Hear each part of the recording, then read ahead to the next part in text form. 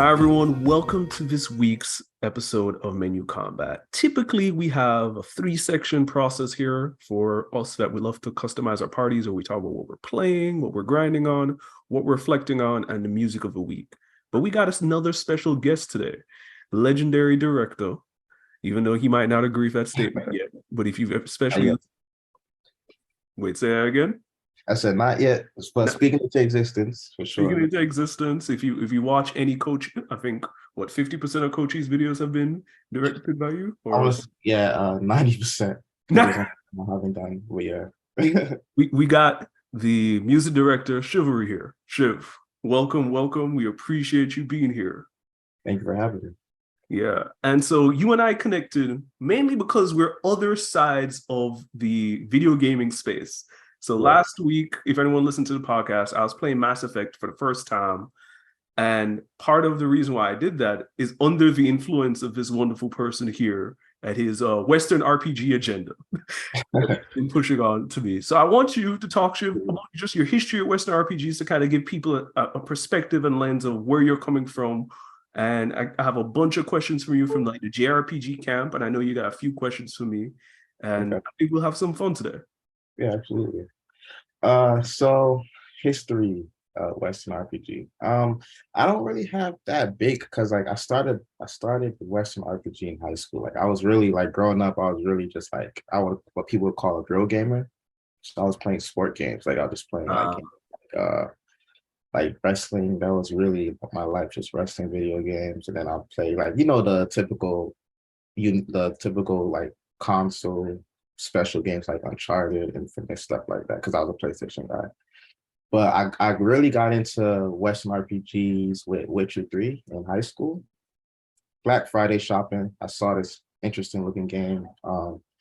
I heard about it, I heard good things about it, and I bought it.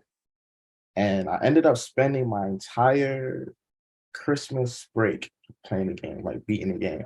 And I was hooked. I was like, wow, like there's games like this out. There's games that exist like this. That's just you. Like you're role playing. Like you're playing yourself. Like the game is shaping to how you want to play. Like I'm always used to games that just play like how they want you to play. But which is a game that played how I want to play. And then people was like, yeah, that's what RPGs are. And I was like, RPGs, and that's from there. It's just I just been an RPG guy. Yeah. So that's my little background with Western RPGs. I guess we'll start with the thing that's most interesting. Is like, what is it about like making decisions in role-playing games that like really like speak to your soul? And then what about games that don't do that pretty well, makes you a little bit annoyed or not as engaged, so to speak?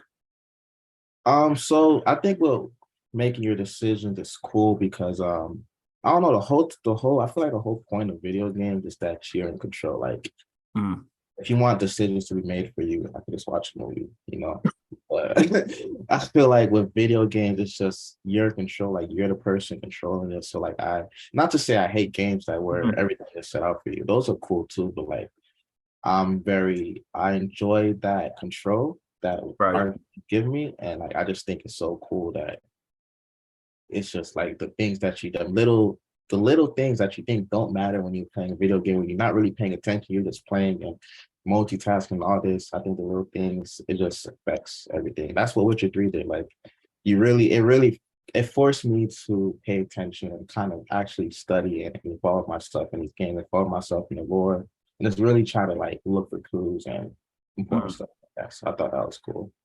Okay. When you say that, I'll say it from like the JRPG perspective. I'm thinking of games when you make decisions, you just think, oh, it wasn't anything important. It was totally irrelevant. And then like hours later, it's like, wait, hold on. All of that really like mattered, like it was relevant.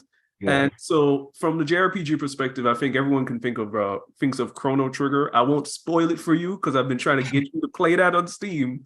But there is a decision you make. There are a bunch of decisions you make in the first like hour or two that, and what I like in that game, and I'm curious how you feel about it, shows up in like Western RPGs, that they're just not telegraphed. They end up being very incidental of like, you'd have made the decisions, yes or no, just from like playing around with the controls. Yeah. I feel like with Western RPGs, they tend to like make it clear you're making a decision. But I really want you to kind of highlight some examples that you play in Witcher 3 where you're like, oh, if I was paying attention more, I would have caught that what was happening. Okay, so let me see. I feel like it's easier because Witcher 3 is a very, I feel like the easiest example would be, for me, it would be Dragon Age. Because Witcher 3 Okay. has moments like that, but it's really hard to pinpoint because at the end of the day, Geralt is a broke character.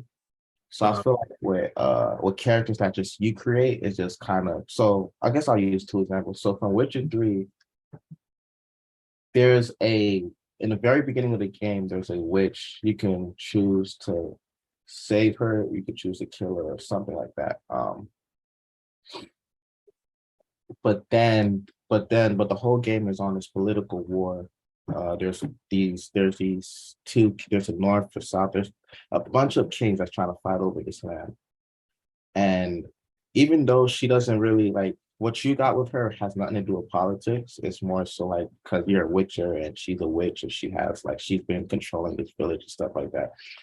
And she kind of betrays you. So you really have this choice to kind of kill her and or let her go. But like they give you two options. So I always choose to let her go. And there's like two, and so by the end of the game, you have to choose who you want to become the king at the land because you got to pick a side. Right. There's one, I don't remember the names of them, but there's one when if you decide to stand by him and you keep her alive, he kind of he runs into that witch and kind of puts her up at a stake, like he kills her. But there's this other guy that if you choose to stand by him, he's a lot friendly with magic. So like he gets to she has some type of role. Like I think she becomes his advisor, something like that. Okay. So it's like little stuff like that. I feel like that example is more so kind of, I feel like that's less an example I'd want to show because it happens, that's end game stuff, you know. Right. With Dragon Age Origins, it was like little stuff like, okay, you have a party. And I think that's one thing that's really cool. I'm sorry, this might go to something completely different. Go for it. Go for it.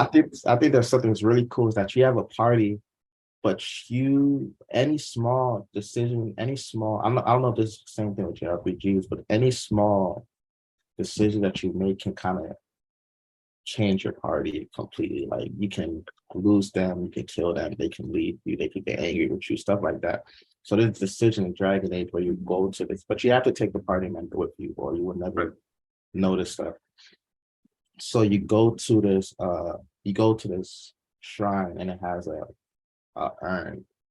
And if you decide to, you have to kind of, it's like a dragon's urn, it's dragon's ashes. And if you decide to kind of protect it, the party, there's nothing happens. But if you decide to kind of mess it up, like I guess someone was telling you to cut yourself open and put your blood into it, there's a certain member on the squad, a certain member in your party will try to kill you right there. Oh. And, yeah, and you have to fight back, you have to fight them or lose them for good. So it's like that is just, you would never know, like, because like you think everything has to do with the story, but you have to really make decisions and that kind of, yes, you have to bring the people that you think will understand what you're about to be, and you have to make sure that they don't try to do anything against you. But like that's a whole different boss battle that you're invited to fight, you know. So like I think stuff like that's pretty cool. I think that has been one of the things I'm most curious to see because you highlighted it's decisions that you make, in this case choosing your party members, that are not about progressing the larger big story. It becomes one of those things where it's like, oh, if I make this decision with this party member, I learned something about that party member, or they react in a way that's not just to contribute to any bigger plot, but it's about revealing who they are as a character. Like it's getting to unpack who they are, and that being satisfying. So, definitely. This is not anywhere near the same, but I'm thinking a lot about the game I've been playing a lot this week, which is Star Ocean, Star Ocean: The First Departure, which is a remake of the first game. Mhm. And part of how the party members system works in that, and I like it. I know people don't seem to like it, is that if you recruit certain party members, you can't get other certain party members. That people will be like, oh, if you have this person in your crew, you can't Okay. get them. Or if you walk into certain towns with certain people in your party, you automatically recruit certain people. And I Yeah. think that's fresh because what it means to me is that I'm just making natural decisions and the world is responding to what I've chosen to do. Yeah. And I think JRPGs are probably a little bit better at it just doing with party members in terms of recruitment. But Mhm. I think what I always hear as a difference, so you can tell me if you think this way, because I want to get into some of what you've experienced with JRPGs, is Yeah. that they do it not just for like character recruitment, but it's for like multiple other parts of the plot or a Mhm. part of the other elements of world building. Mhm. Is that a fair way to kind of describe that core Oh component? yeah, definitely. Because like Dragon Age Origins, and one thing I think I've only experienced this with BioWare games like Mass Effect. This is well, Dragon Age Origins is bigger because like there's decisions that you make with your party. You can have party members; those party members will stick to you till Dragon Age 3. But you Mm. gotta make those decisions. Like there's a decision in Dragon Age 1 where it's like there's a somebody in your party, he's a king, or he's the lost son. He finds out he's the king by the end of the game.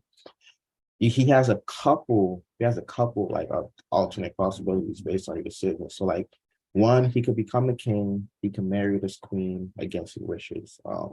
He could become a Grey Warden, which is what you are in Dragon Age Origins, and he just passes his crown to his sister, and he Mm. spends his life hunting out monsters.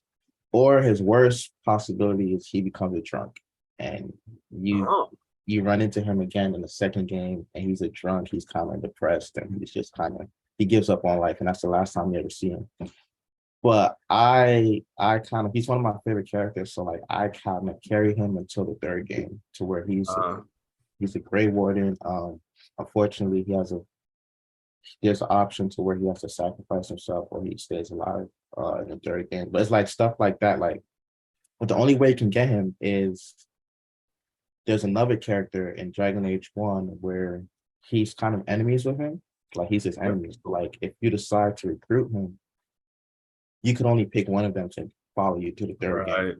Because if you decide to recruit him, then you kind of get that drunk option where you don't see him again until his second game. He's kind of depressed and stuff like that. So like, yeah, I definitely agree where it's just like big on politics, the plot, and world building of the story. So Definitely.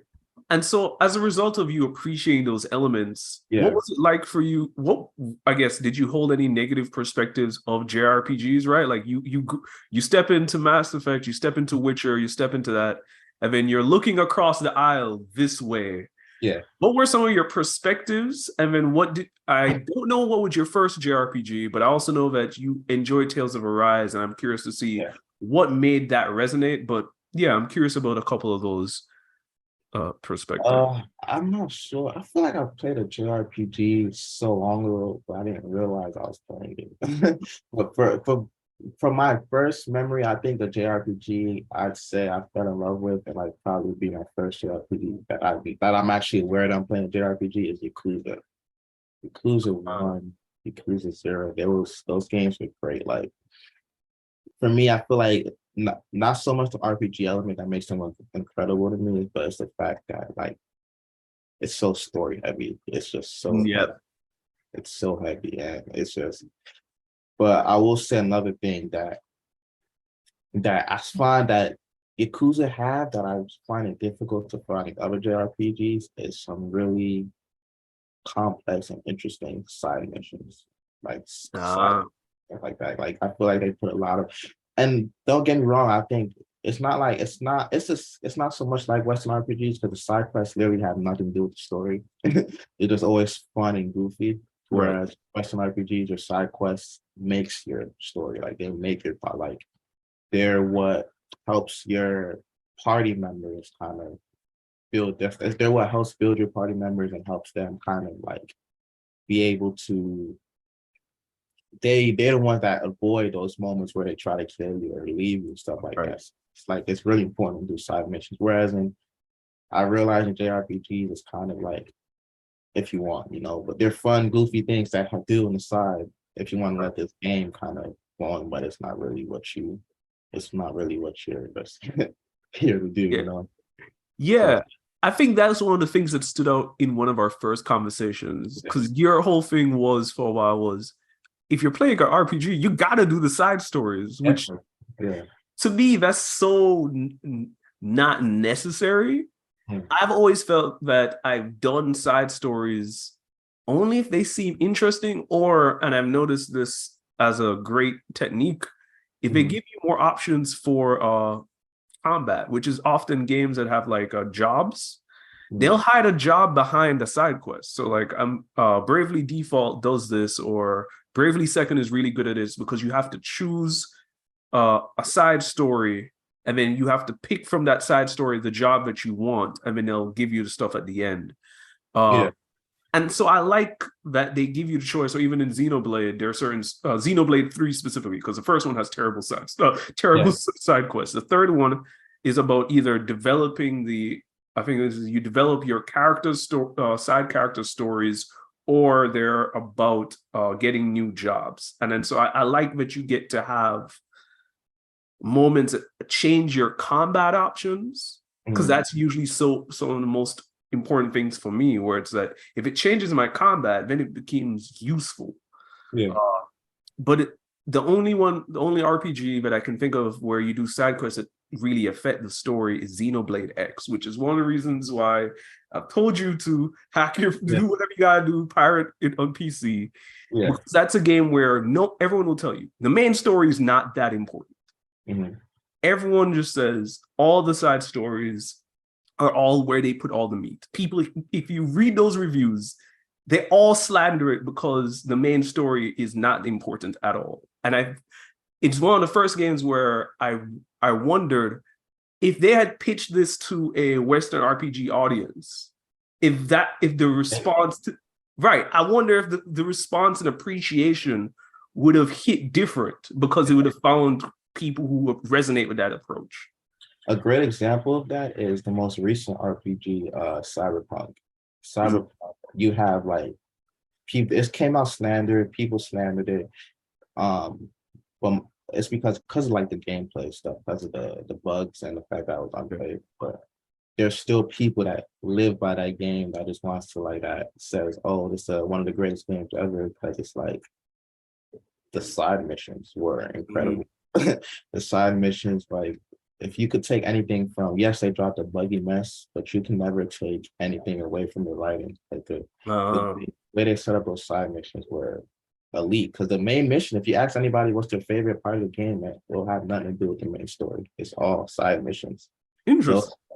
So it's like that would definitely be like, if it came out, like the game came out working, I have no doubts that would be one of like the most praised games ever.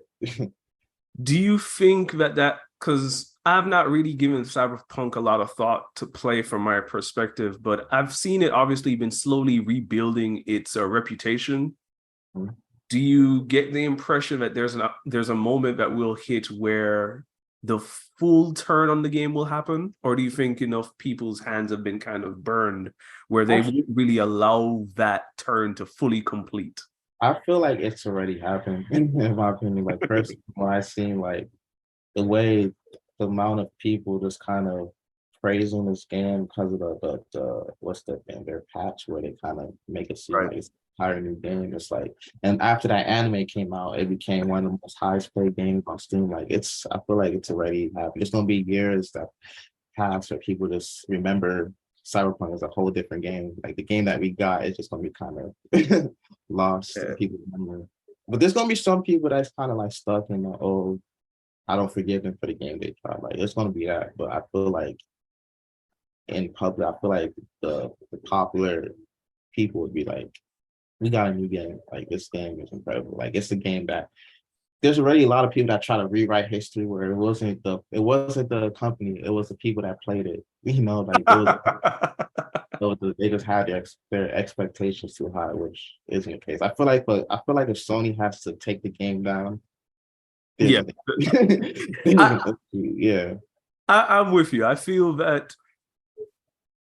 think what you said is true. I think people will look back maybe fondly at the stories, and I think what you get at is that people love to be in big worlds. And if you can sell them on what that can be like, they're willing to overlook other components. Yeah. Which I will say this to you. Part of my negative stereotype into Western RPGs used to be that perspective. It used to be that, oh, these games come out, and mind you, I accept that.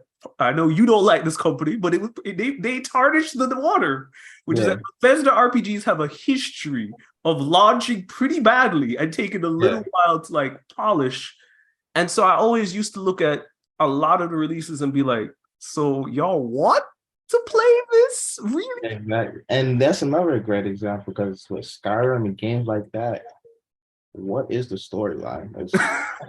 It's non-existent. It's the side missions. Like you're literally I'm drawn in this world and they're just like, okay, go do something. You find a side mission, and it's just side mission, and you might end up in the I'm really confused on Skyrim on what's a main mission and what's a side mission. It's like you might end up doing stuff that's a main mission, but it's really just you just see people lost in this world doing side stuff, side quests, So it's like, yeah, that's really like what you said with Xenoblade, that's literally Western RPGs.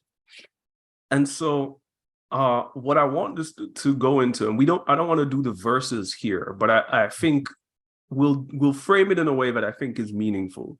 You and I had a lot of conversation around the release of Final Fantasy 16. I want to save a little bit of our 16 critiques, but I do want to get at, because I said this to you and I felt it was really interesting, that you found value in what Tales of Arise was doing as an RPG versus what Final Fantasy 16 was maybe struggling to do as an RPG. And there's a lot that we can unpack there, but what I really want to get into is getting a better sense of why does Arise feel like an RPG to you? And I say that Tales has a mixed reputation in the JRPG community because people tend to feel like it's the most average series. Like it has a couple of hitters, but they often be like, oh, it's just average. I think Arise made a big impression and a big first impression for a lot of people. And so I'm curious of what do you think it is makes Arise great as a RPG, and what made you even appreciate it more, especially looking back at some of your playtime with Final Fantasy 16? It's hard to pinpoint what really did it for me with Tales of Arise. Well, I loved it because first, like I think the one thing that first pulled me into Tales of Arise was characters. Like I feel like it was a very great team I was building. Like I enjoyed every moment that I had, like that was built towards them. Like when you play Tales of Arise, I don't know if this is common with most JRPGs, but like it's every big mission you get a new party member. You get into their story, you learn who they are, and then you recruit them. And then later on you get those side missions where you learn more about them. I just felt like the emphasis on people that you were traveling with was very like most of the story was just getting to know your party because they all played a part in the story, which has made me actually care about what was going on. It made me care about what we were doing, what we were heading into, like just those small moments with you. I feel like that's as important to an RPG as anything else. Like just having great character work, great party members, and the gameplay. It was new to me. It's the first time I played a gameplay like that, which is I don't know what to call it. I think it's called like real time something. I consider it just mainly an action RPG. I think it's one of the pioneers in that space for JRPGs. Okay, yeah. So yeah, it was different for me, but I thought it was fun. Just kind of it reminded me of turn-based in a way where you just kind of had to switch party members and make those commands. Yeah. But also actions where it was actually happening. Because you can also have that strategy mode, which was new to me, where it's basically turn-based. You just kind of, instead of it going, you just tell everybody to do something, shit like that. But I just felt like RPG wise, it did everything it had to do with the RPG. In terms of the party members, in terms of the customization, of course, you have to customize your clothes, build your armor, build your fighting style, build your who you want to fight with. The customization, like I was telling you, is definitely leads above Final Fantasy 15. And it was one, oh yeah, that's when I also learned about the things that the issue with JRPGs were the quest side missions. Like Right. I'm so used to doing side missions. When I played it in Tales of Rise, I was like, what am I doing exactly? Like I get more because I like to fish. I like to get more skill points just so I can go into the boss battles prepared. And I feel like I was Right. getting more out of just instead of doing side missions, I'd rather just go kill monsters and fish Right. that instead of me. So I thought that was different for me. I had to get used to that.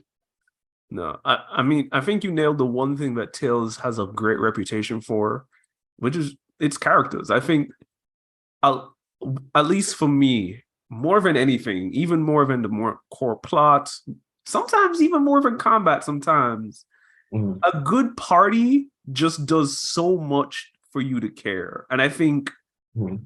stereotypically, part of what I've always looked at Western RPGs is that I don't often see a cast. I feel like Mass Effect, ironically, is one of the few where I'm like, oh, it's a cast of specific people. Mhm. But when I hear about Dragon Age, and I'm open to being wrong, I don't hear about a cast. I don't hear about the cast. Even going back to something like Jade Empire or even KOTOR, it often feels like you have interactions with people, but it doesn't feel like you're traveling with companions. I feel like that's, to me, is one of the biggest parts of my personal appeal to these to a lot of these games. I've always, and again, more of a narrow perspective, I've always associated Western RPGs as like you as a singular character, but options galore outside of you, rather than you having a full uh set of people with you. Yeah. It's definitely rare. I do agree with Western RPGs. The whole party stuff isn't big.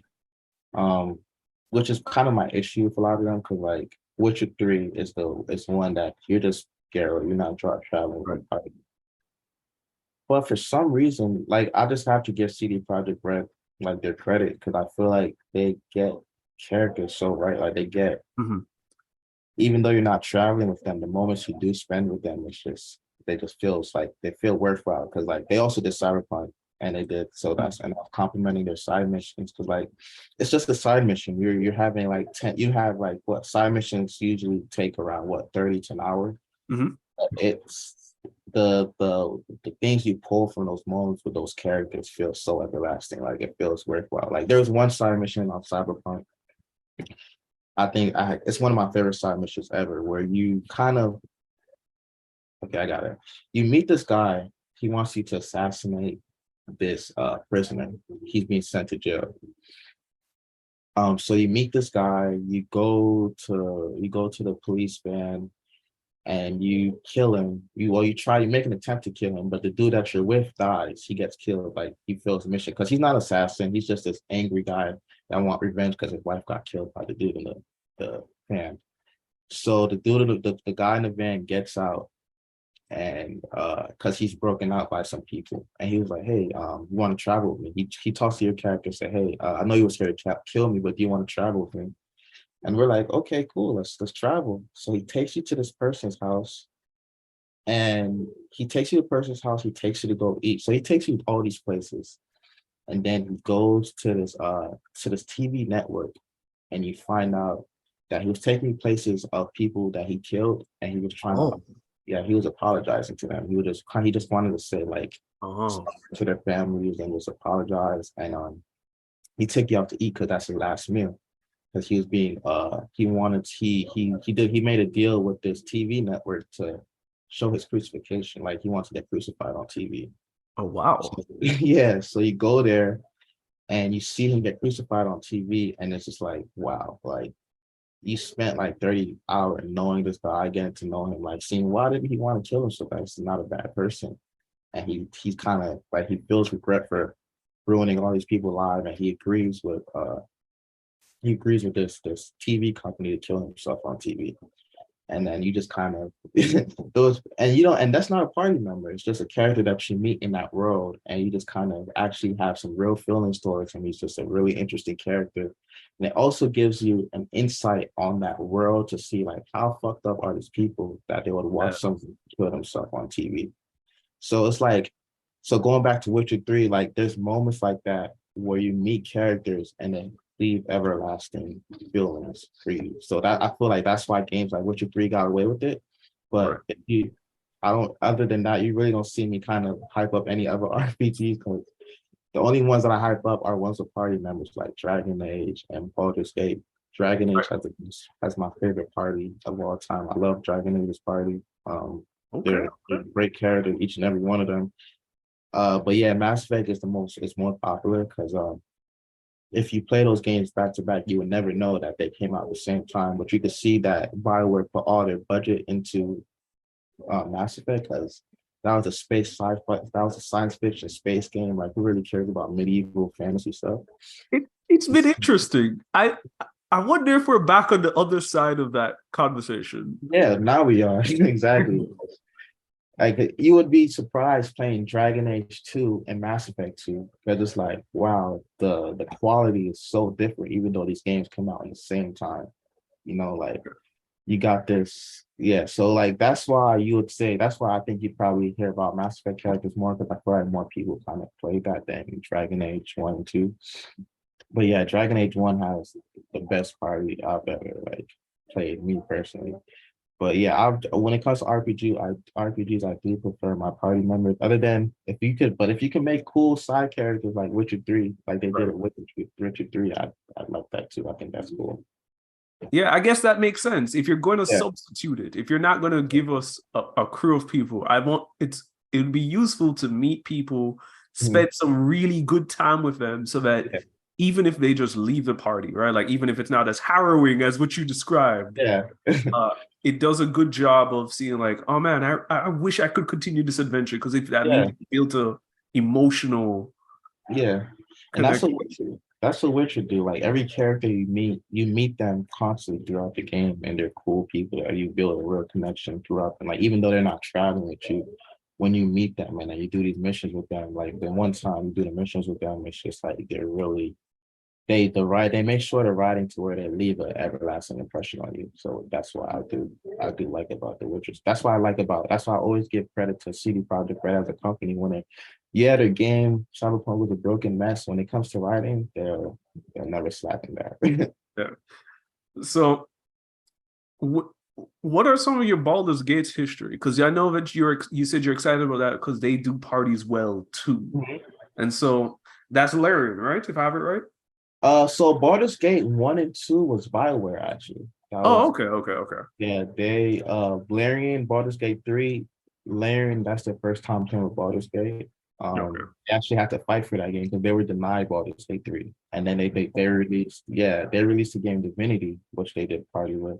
Right. I love Divinity too. So they released that game, and when it was a big success, they were like D&D was like, okay, you guys can do the Baldur's Gate 3 game. So they kind of had to earn that. And yeah, I never played Baldur's Gate 1 and 2. I was actually just on YouTube today just trying to learn the history of it. Right. But from what I've played so far, because it's been on early access for 3 years, I really love it. Like, I think they really got the writing down with party members. Like, it reminds me a lot of my Witcher 3 moments with those characters, or Dragon Age. Wow. That's how really great. And they do stay like you could tell like they spend a lot of time on making these characters feel real. Because I remember when I was playing Bethesda, I suck at saying their names, but the guys that made Skyrim, when I played their games, you got these characters, you talk to them, but they all feel so robotic. They feel like puppets to me. Not to slander them, because I know a lot of people love Skyrim, but I've never really gotten interested in those side characters. So, and when I played Larry and Baldur's Gate 3, like, everything down there from their impression, like, they do a lot of acting with their face. Right. I thought was very, like, really impressive, because you don't really see a lot of that in RPG. Like, they don't really put like a lot of importance into that, because it's just so, from that little aspect alone, you can tell Like they really put a lot into those side characters, leaving a lasting impression on you. So, what I want to actually know, what makes a character feel real? I feel like one of the things that I've always heard is that Western RPG characters feel real, and I feel like JRPG characters don't feel real. And I can see that just a little bit, but when I'm playing Mass Effect, right? Yeah. I said this on the last episode to people where it's like they're trying to charm you the same way I think JRPG characters are trying to charm you, and it does make them feel real. Like when I think of the interaction I thought so much about was Ashley's sister making the comment that you're cute, and obviously all of that is building the romance subplot that I know that Mass Effect allows. But even if it wasn't for that, that's just there to like give better context to her relationship with her sister, all these other things. Yeah. But I think sometimes in JRPGs, they when I think about sometimes some characters like talk about like their favorite food or their childhood memory. Yeah. See that as talky and I think a lot of it has to do with like what seems real and what doesn't seem real. Do you see that as a difference in these games, or when you say real character, what does that mean to you? For me personally, back to your first question, for me personally, I think it's a cultural difference. Okay. I think when you see it in the JRPG, you just think back to anime. It feels very cartoon. It feels like very dramatic. It's like, not to say I agree with that. They feel right. Just when I think of that, I feel like when people see stuff like that, they think of anime. Because that was me at one point when I saw those characters. I would say, "Oh, Mass Effect feels so real," and then I played JRPG. It's like, "Oh, this is so anime." Like it feels like a cartoon. But it's just a cultural difference to me. I feel like people like. I feel like maybe if we brought a Western RPG and we brought them over there, they'd feel like, "Oh, this is so American. This is so Family Guy," So it's like I definitely see. I've definitely kind of learned and played enough to where like, okay, this is how they react, and I didn't really get that at all. I think I got trained enough for Yakuza to where when I played Tales of Rise, they felt real to me. They felt cool to me, so I wasn't really bothered by the anime stuff. But yeah, to your other question, what feels real? What feels real to me is actual like when the characters have real problems, when they have real like emotions, when stuff really bothers them that you do. Like I feel like that's real. Whereas other examples of games where they don't feel real is when they're just there to build a task for you. They're just there to give you something to do. So I feel like with that in games where they're just there to just, hey, go do this, or hey, go do that. And then thank you for doing this and that. It just feels they're just giving you and that's I hate to hate the game. I hate to like kind of keep punching the game. I get that from Skyrim. I get that from Final Fantasy 16, where they're just there. Where you could tell that they were made to give you something to do. Like they were made with a task in mind. Well, that's the difference personally. I think you helped me get a better sense of something. Is it fair to say that a character feels real with two things? So you mentioned that they have their own problems, but I think, is it also that there must be some conflict between you and that character? Is that? Yeah, definitely. I definitely agree. There's like they have emotions, so it's like you really when you're playing a game, you really something I love about what I'm playing right now, which is Baldur's Gate 3, is that I have to really tippy toe around what I do when it's around the people that I'm like around my party members. I really have to, when I make decisions, not okay, which decision will push this plot forward, or what decision will make my character look cool, or this. I gotta think about these 3 other party members behind my back. That's like, okay, how would they feel about this, or what would they say when I'm done? Yeah, because there was this one aspect in Baldur's Gate 3 where one of my party members cut my throat while I was sleeping. And I had to restart because I made a decision that, they weren't cool with, so they killed me. So they killed my character. So it's like, it's stuff like that I feel like that's when you want to make a real character, you have to think like that. You have to have moments like that. You have to, when you're playing a game, you have to actually think about, like we do in real life. We think about, when we make our decisions, we think about other people, So I think that's a pretty cool aspect. I think you gave me some insight into something I've been thinking about. My very first impressions of Mass Effect, not what I've been playing recently, but I remember the first hour or so. I felt like the game was goading me into conflict with people. And I was like, these don't feel like choices I would make. I feel like they're designed, even the Paragon choices, the choices that are good, are designed to be abrasive. And I kept on wondering, why does this game want me to be in beef with everybody? But I think part of what you're getting at is that in order for other elements to feel real, conflict can't just happen in the plot, but conflict must happen with the people around me, and you must contribute to that in some way. Exactly. 100%. I feel. Oh, sorry. Go ahead.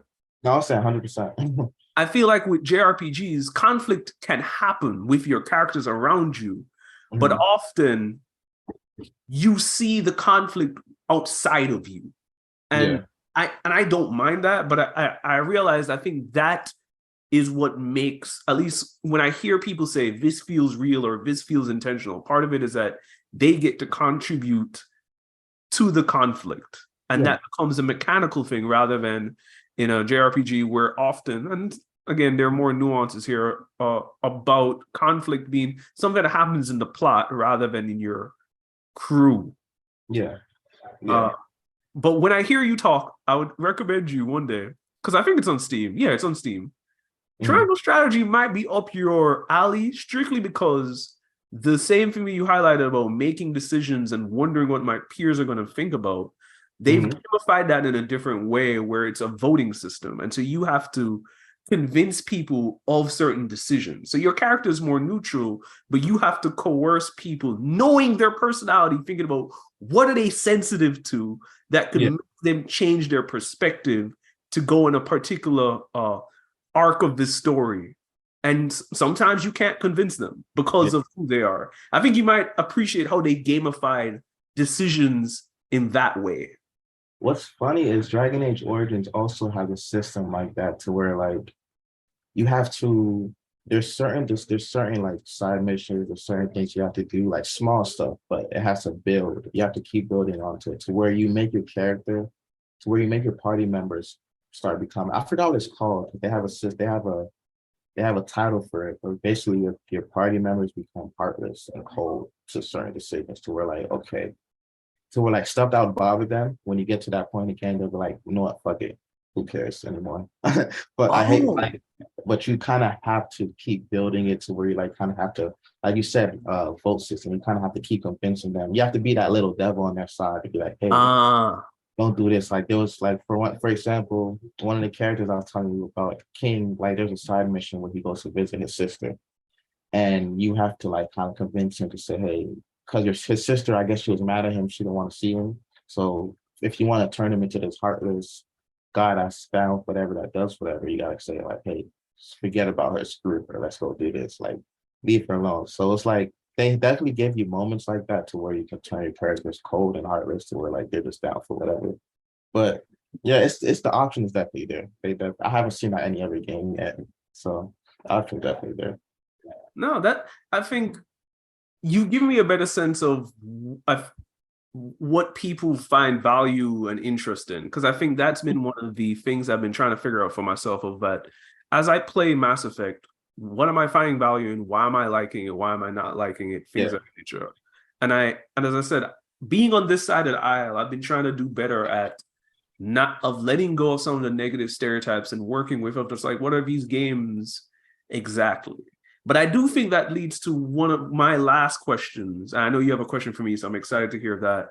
But one of my last questions, I think, has been always a philosophical difference between you and me, where you don't really care, not that you don't care about the combat, but you don't care about how it feels, is part of the phrase I should use. Yeah. Oh, did you want to keep my bad? I didn't want to interrupt you. I'll frame it this way. I remember when I told you part of what I heard about Witcher 3 combat, and this is from detractors, so they might be perpetuating it for other agendas, but I'm going to take some of it in good faith, which is like, they don't like how Witcher 3 combat feels. And so there's a little bit of a critique for how the gameplay plays out. And I noticed that even looking back at the games I want to play, people have a lot of critiques for KOTOR's combat even you have kind of admitted that you don't really care about Mass Effect's combat. And actually, you even said that Mass Effect 1 is better, even though it has worse combat than the rest of the series. 100%. And so I want you to talk about the role of combat in games like this. And obviously, you still like games with good combat, because I know that I've heard the reputation of Divinity Original Sin 2. I know you're playing Baldur's Gate 3. And so, but I know that combat isn't the biggest piece of the pie for you, or I'd love to hear. I was definitely Mass Effect 1 is definitely my favorite game because I felt like the combat wasn't necessarily there for me. For me personally, I don't get me wrong. I used to say I don't care about combat until I played Greed Island. When I saw the combat on that, I was like, okay, maybe Go slander Greedfall. yeah, Greedfall. When I saw the combat on there, I was like, okay, maybe I do care about combat because like I did enjoy the story, but the combat was just too much for me.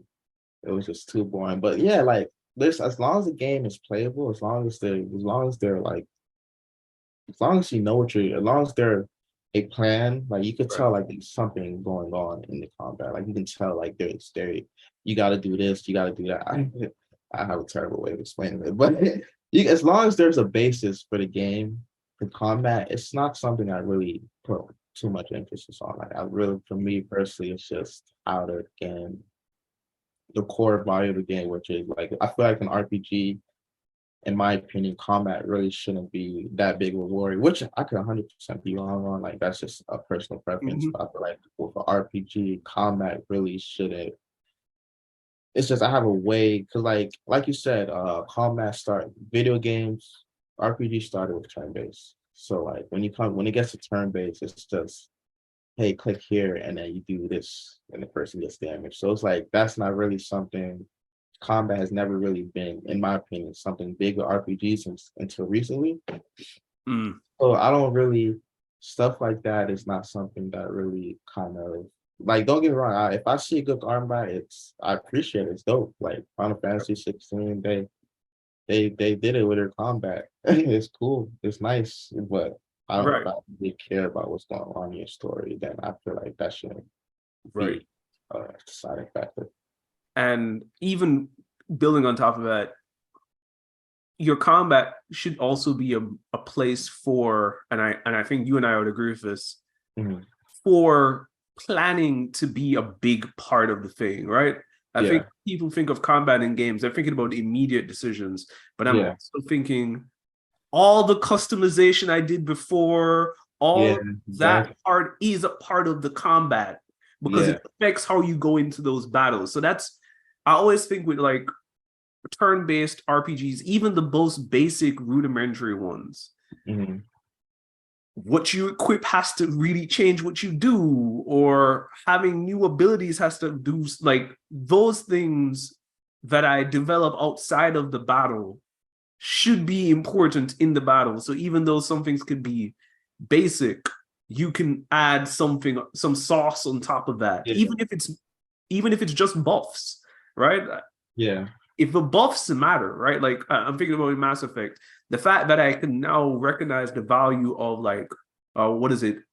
Warp, which like reduces someone's entire barrier. Like there's no real gameplay visual representation of that. But I know that it makes an effect on what I'm doing.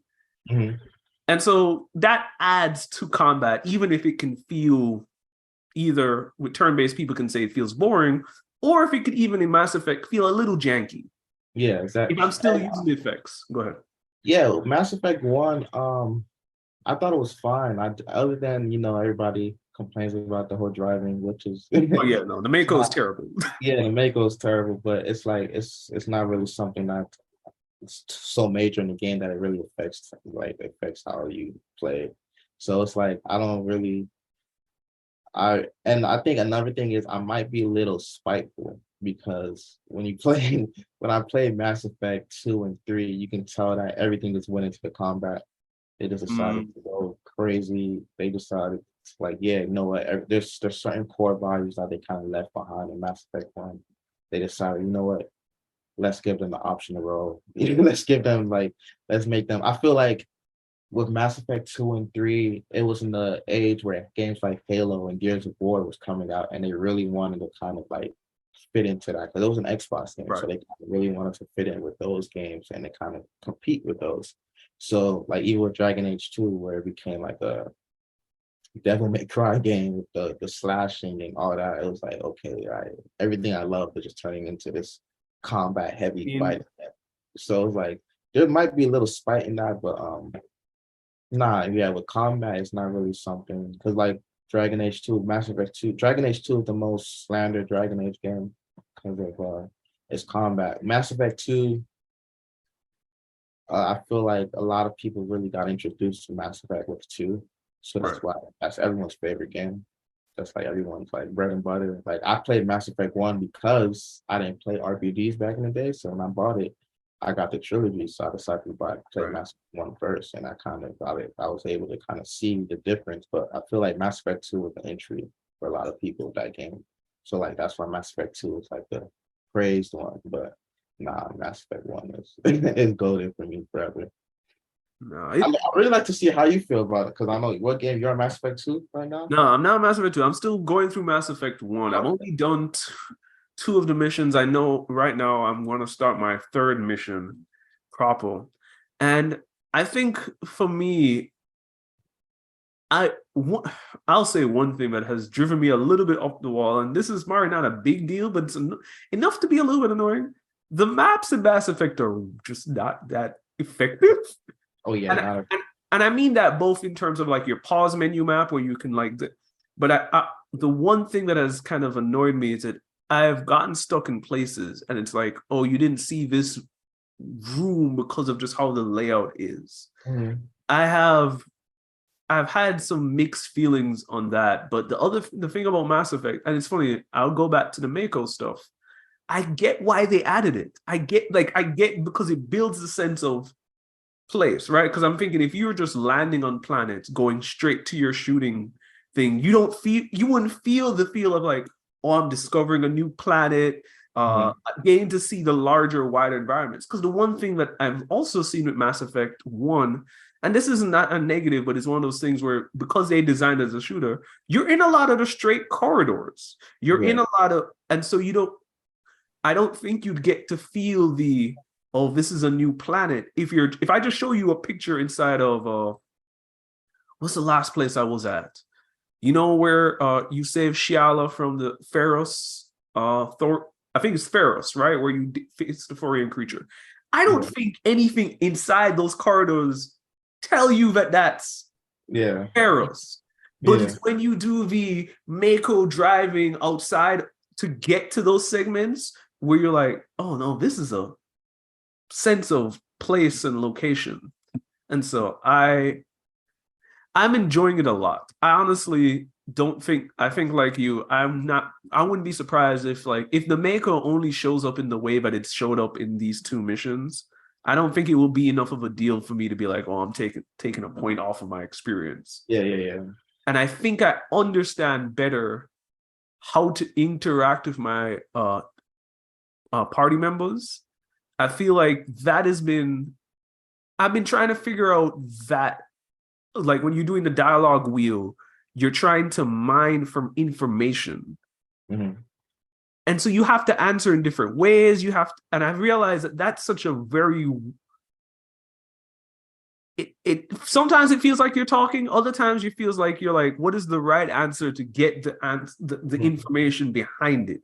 Definitely. Which is fine, but it's been one of those things where I've said the phrase I've used where it's in JRPGs, you have a side thing with your character and it's revealing the side story. Mm-hmm. I feel like your dialogue options are altering your relationships with characters. Yeah. And I actually like that. Like I'm thinking about one of the first interactions with Joker once I came back from a mission was I just asked him about what was going on. He assumed I was talking about his health issues. I didn't know nothing about that. And then if you go down that route, you unpack a whole bunch of information that I would have not been privy to. And it was so much about, oh, that dialogue option gave me way more information than I ever would have thought. And they feel going back to your phrase, they feel real. Like Joker feels like a real person who gets pissed off consistently at people making these negative assumptions. The struggle for me has been, and I'm curious, and I'll wrap up my final question with this. How much of these details of these stories do you remember? I threw to our mutual friend when I mentioned the Phalanx and Geth, and I was having a conversation trying to make that connection. Our friends like Terrence was looking at me like I was crazy, and it made me confused because I'm like, isn't this how immersed people are in this? And because that's the other thing with both genres of games. If they want to get you into these stories, they give you a whole bunch of lore, they give you a whole bunch of terminology, and it's hard to remember it. Something I had to learn playing RPGs is you really have to kind of love RPG. You got to really love role-playing games, which is why Mass Effect, even though everybody in the group might not be RPG fans, they're probably all Mass Effect fans, because Mass Effect 2 and 3 really found a way to kind of bring those shooter fans into it. So like when you're a shooter fan, you're not really going around reading the stuff that they have for you out there. Like you're not going around, because like RPGs always have the stuff that you got to read. You got to find this book and read it, and you find so much more about the world.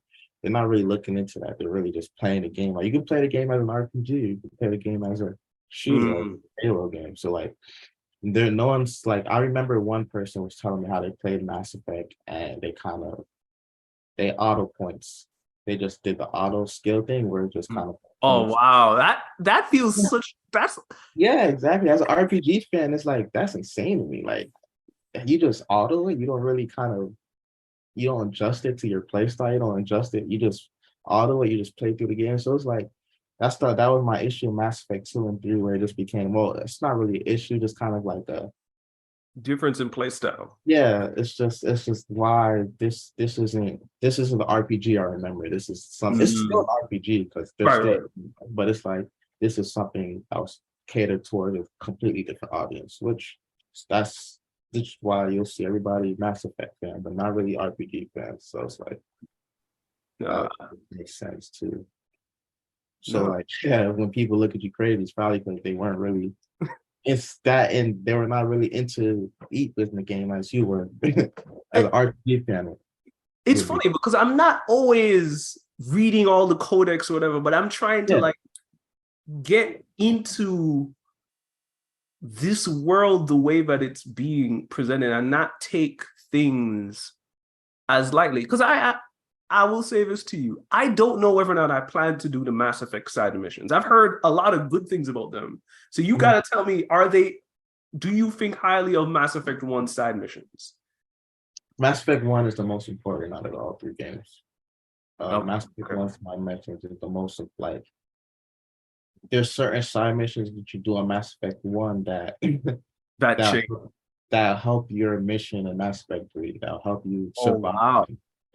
Yeah, so I feel it. Like you don't really get that in, you get a little bit of that Mass Effect 2, a little bit of that Mass Effect 3, but side mission, it decides who lives. If you don't do a certain side mission, there does a return for Mass Effect 2, but they kind of died to be left in the stuff like that. So okay, so I say that because I've heard many people say that.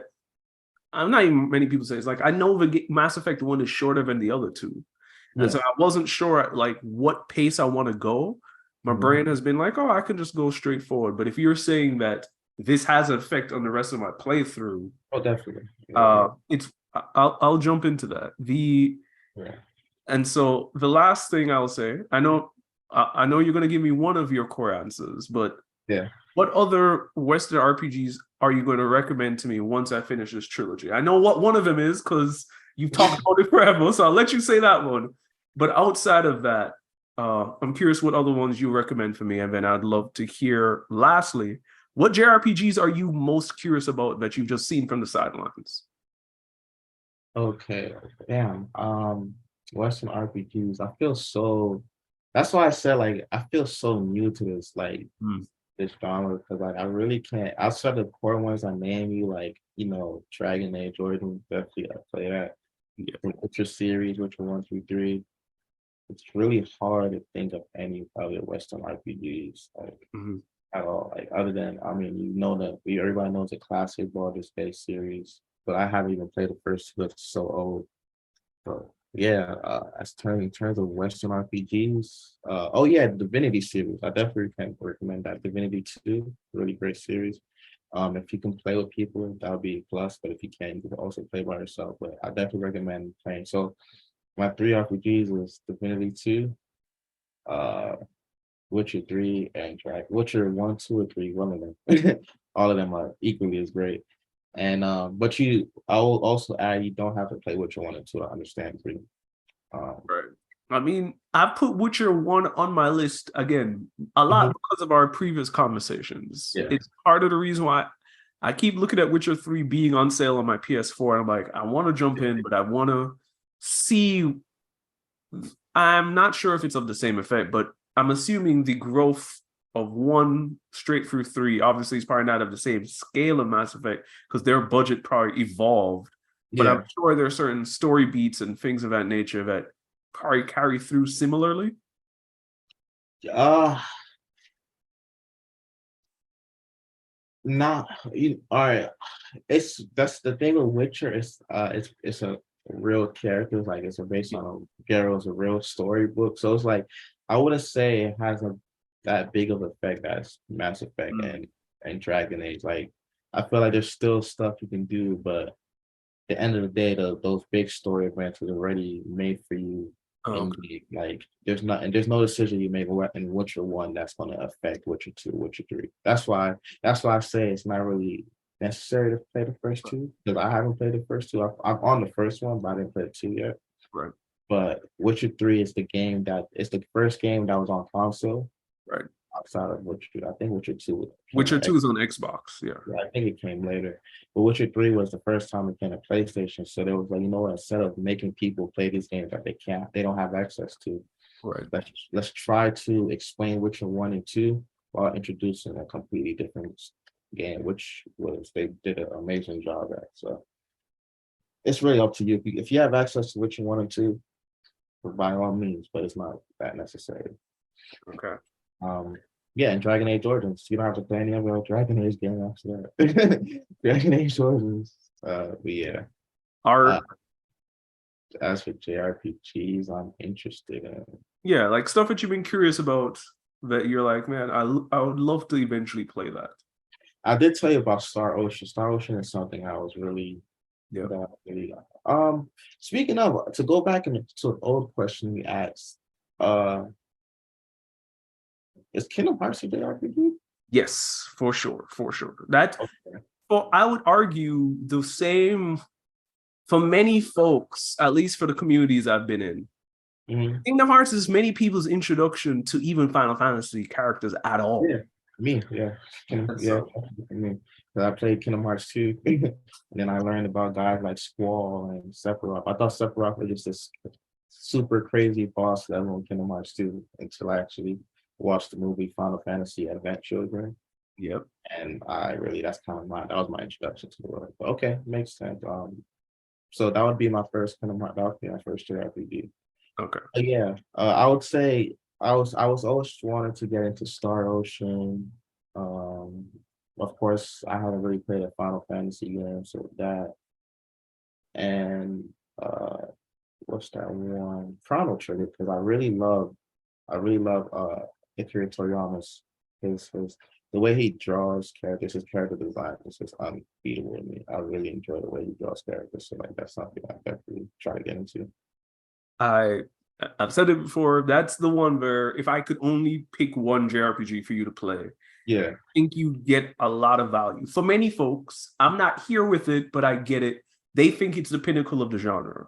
And they're not wrong in the sense that there are certain things about that game that many people look at other RPGs. I'm like, why haven't you copied this from Chrono Trigger? Like, so it's left such a big mark. And I think part of what you'll appreciate are some of the choices you make, some of the new game plus options, how that ties into the story. I almost think that you'll do more of a completionist run, because I didn't do a completionist run, but and this isn't really much of a spoiler, there are like 13 different endings you can get. Mm. And a lot of that is tied to like doing New Game Plus and doing unique things that way. And I think I feel like you'd find a lot of value in that. Okay. So yeah, I have to check it out for sure. Yeah. So those are my questions from this side of the aisle, as I said. I'd love to hear if you had any questions from me. Yeah. Definitely. Okay, so my question was, every day I'm learning to like I'm sure you saw that one debate where we had where I was saying Witcher 3 is not action RPG. No way it could be action RPG. I've never because when I think of action RPGs, I feel like over years when I think of action RPGs, I think of games that like where all the role playing is in the action. Like I literally take it as games like Elden Ring, the Souls games, you know. Right. So like I want to say like my question to you, as I'm learning everything, like what makes RPG like new, what you just told me was turn-based. From turn-based, if a game is RPG, it has to be turn-based. Well, it doesn't have to be, but that's kind of generally what I was started. I feel like there's nothing anymore that kind of stands out for a role-playing game. I want to say like, what's a fundamental thing that a game has to have to be considered a role-playing game? Which is my question. Like, what makes a role-playing game a role-playing game? You see, that is so hard. I've been trying. There's so many different answers I'm going to use. Yeah. I could use, but I think I feel safe with one, because I do think it permeates even the basic RPGs, right? Because I'm like, the way my brain is trying to answer this question is that it should matter in Pokemon. It should matter in action games like Secret of Mana. It should matter like even the games that we consider like really basic RPG-ness, but they have action games. Like it should matter throughout. If status effects are not present in your combat system in some way or form and they don't affect play, I think that's when I don't think we're much of an RPG anymore. I think that's the distinction. And I'm not, because I think That's interesting. because I think I go back to what we said earlier, which is that I'm thinking about the decisions that we make at the beginning of a battle. I think part of it is keeping in mind, am I facing an elemental enemy? Can I equip something to handle ice? Can I equip something to handle flame? Am I going to get burned? Am I going to get poisoned? And if those things have a big impact on my gameplay, then that's a part of the role play. Because I'm like, to be an action game, you don't need that. You don't need poison as a status. Yeah, definitely. Right? Like, because I'm using my brain is thinking like, what distinguishes Kingdom Hearts from Devil May Cry? Devil May Cry is more about building up your combat arsenal. But from what I've seen, there isn't a case of like your status effect is issue there. The only status effects are about motion, right? Like a character can get staggered, you are exposed, but that's a different kind of status effect versus are you poisoned? Can you no longer use magic? Are you no longer allowed to equip a shield because an enemy does this kind of thing? If your status is being altered, and I think you can. The way I go back is like, can I go back to Dragon Quest 1 and think that status effects matter? Can I get petrified? All of that. And that's why I was like, Pokemon has status effects. Kingdom Hearts, from what I know, has some status effects. Mass Effect has status effects. Definitely. And it's not just about quick twitch action. That's about properties and elements that involve planning. That's where my brain goes to answer that question.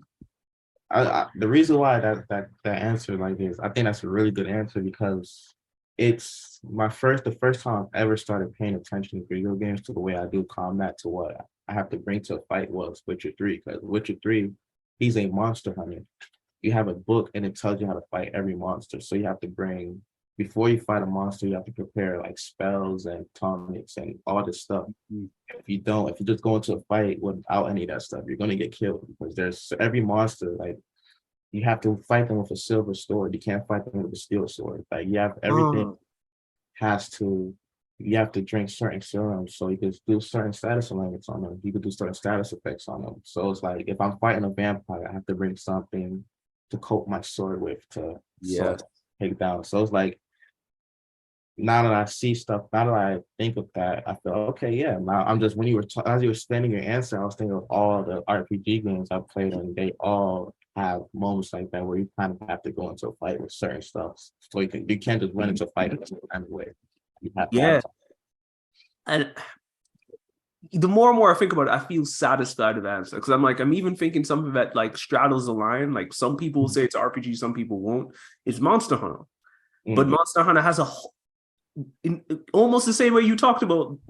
What do you need to plan for your monster? All yeah. Monster Hunter has that, but they have so many status effects where you can see why people will be like, "Oh yeah, that's a JRPG," even though I think it straddles the line overall. What makes it? What would you say makes it straddle like for Monster Hunter? Uh, I think because the focus isn't on story and not just in the way that it's not about plot, but it doesn't really. Not that it has no side story, but There's not enough role it's playing. not enough. There's no character stuff per Yeah, se. yeah, it makes sense. I think that's what it is. It's that there are characters in Monster Hunter, but there aren't. I, if people want to come at me and say there are a bunch of deep characters, I'm open to hearing that. Yeah, But from my experience with, I'll say Monster Hunter 3 Ultimate on the 3DS is what I played. There are no real characters. And I mean that in the basic sense or whatever. Like people are there, but going back to what you said, they're there to give you the task of fighting the monster, yeah. which is fine. Like that makes it great. But I think that's what makes it different than just a game that's about plot or side story. It's Monster Hunter is not about either of those. It's about the grind and only the grind, which is its own unique value to itself, right? Like I don't even that's there's an entire RPG history that's all about grinding. Yeah. But I also would say I don't have that history personally. I don't know if you've played stuff that's just like strictly min-maxing. That's what I was gonna say. That's my very controversial take on Soul games and Elden Ring. Like to me, the characters don't really exist in that world in the games Interesting. those games. So like when people call those role playing games, it shocks me. You know, I don't really see it, but like you said, I'm really new to that world. That grind world where you just have to like just kind of kill stuff and because I see the role playing and I guess like you said the combat like Elden Ring, you have to bring certain spells and stuff. Like it's not one of those games where you can just kind of time it. You have to actually have stuff to fight. So Yep. I see it in that. But other than that, I really don't see any type of world changing decisions. Which when I think of role playing, I think of really technically like you're role playing as this character. You're making decisions that affect the game. But I don't know. That's something I'd have to find someone. We'd have to find someone really involved in those games to ask. I think Souls is interesting because I think the answer people would tell you is lore, right? Because people unpack all the lore in that. And It also has that. and Souls is at like the intersection of so many things. People I don't know about Elden Ring specifically, but people will say Souls is also like a little bit of a Metroidvania, which has a different storytelling history than traditional role-playing games. So I'm like, Souls is at so many interesting places. I don't play them because of the emphasis on difficulty. That's not a core appeal for me. Yeah. But I the more and more I think about that series, to me, I think it's one of the 6 most important JRPG brands right now. Because it is going to be probably for many regular gamers, that might be the only RPG that they play. Like, I think many people who may have started gaming on the PS4, the only RPGs they might have played is Witcher 3 and the Soul series. That really might be the only people's experience.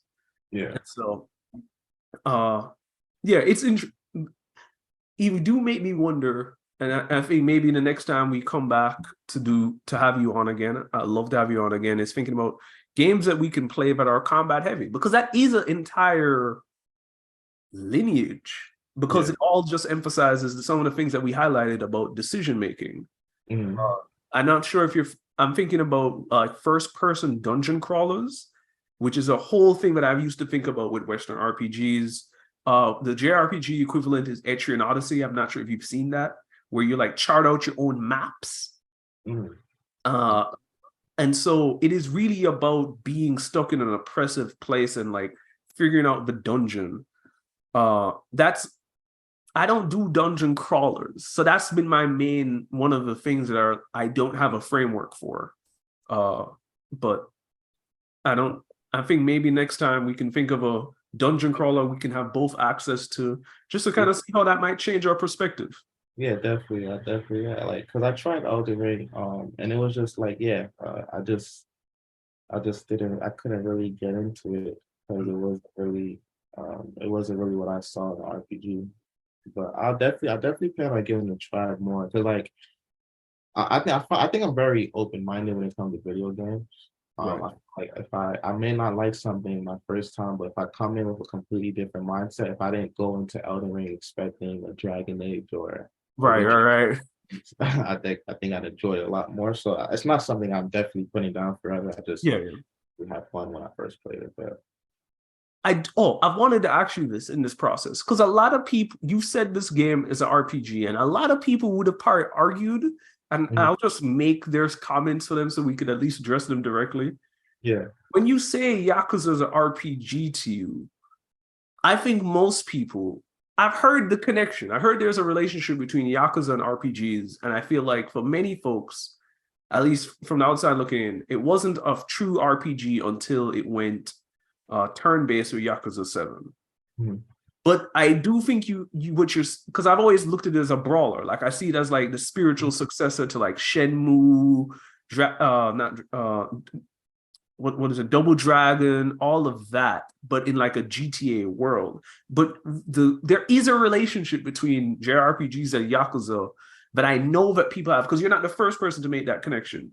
Yeah. What has made those games feel like RPGs to you? Because those are, I would, if it wasn't until like over the last 2 years, I'm not sure I would have felt that directly, but I think there's a connection. So the way Yakuza was introduced to me, it was introduced to me as a JRPG. Someone recommended, hey, you want to play JRPG, play Yakuza. So like I definitely 100% see why people would not consider it an RPG, but like it's in the same realm as a Souls game in terms of RPG. Interesting. Like, yeah, it's definitely like if Yakuza is an RPG, then Souls is definitely an RPG because like even with status elements, Yakuza had that. Like every single game has that where you can make someone bleed, you can make someone shrink, you can make someone poison, you can make someone sleepy. Like, Yakuza's always had, and every game has always had that.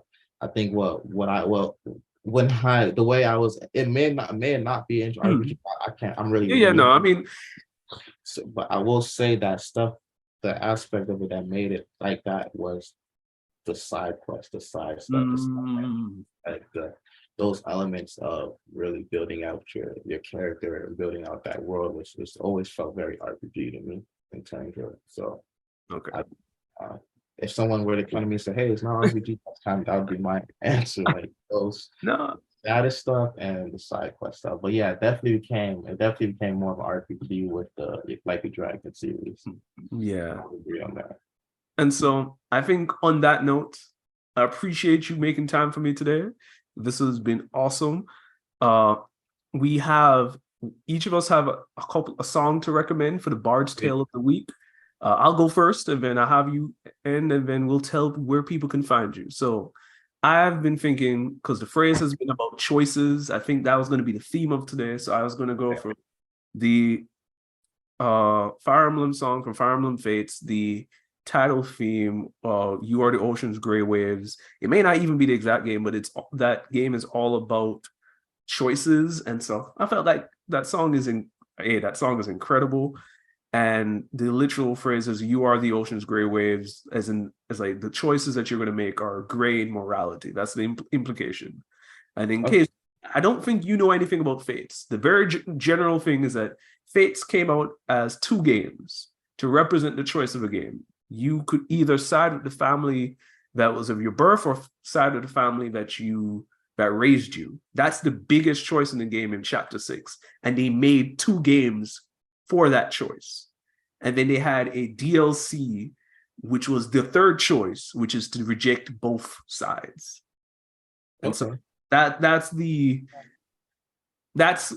I think about big choices in RPGs, like it doesn't get bigger than them having to make 2 games to imply the drasticness of your choice. Okay. So my first song is Still. So because which another reason why I like your answer about what makes an RPG was because my song I picked was from Witcher 3 Steals for Humans. And I kind of relate that back to status effects that we were talking about, where you kind of like we have to really decide when you're making these decisions with boss battles specifically, you kind of have to decide of what you're using. Like you can't, if you're playing Witcher 3 and you fight a monster with a steel sword, you're basically asking it to die because with steel swords don't do much damage to them, if any damage at all. You have to use a silver sword. So Steel for Humans kind of, I think it fits the theme of this big topic on RPG because it's like you really, what makes an RPG is what status effects. Something I learned today is something I'll definitely carry for any future topics. So definitely Steals for Humans. And another one, the other song I got is Dragon's Dogma, Quarters of Light.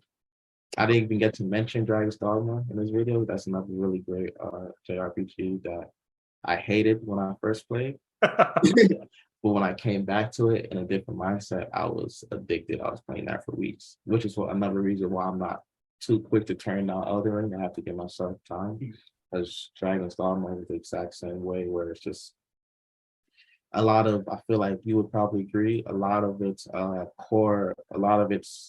respect comes from the combat and how difficult it is. Yeah.